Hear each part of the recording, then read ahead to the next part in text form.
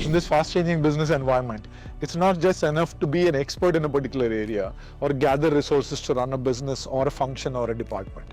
It's important to gather people, influence them, and make sure they join you in the pursuit of the greatness, the excellence, and the growth that you are going after. The objective of this course on leading with influence is to make sure you get the right tools and techniques to work with people, influence them, manage conflict, and also negotiate with various stakeholders so that you can transform challenges into opportunities. Hi, my name is Heera Ganjikora. I'm a practitioner faculty member who will be running this course on leading with influence. I'll be very happy to share my insights on this particular topic. As a part of this course, you'll be going away with 3 key takeaways.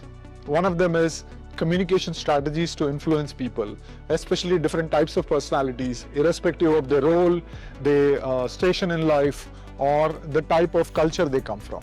Number 2 is building trust and credibility. Trust and credibility is a cornerstone of any influencing that you can do with your stakeholders. And you will be learning various ways of building this trust and credibility.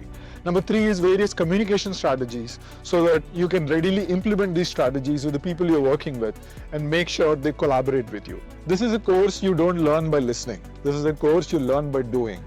So we'll be working with a lot of case studies, material, and group engagement, and also individual reflection.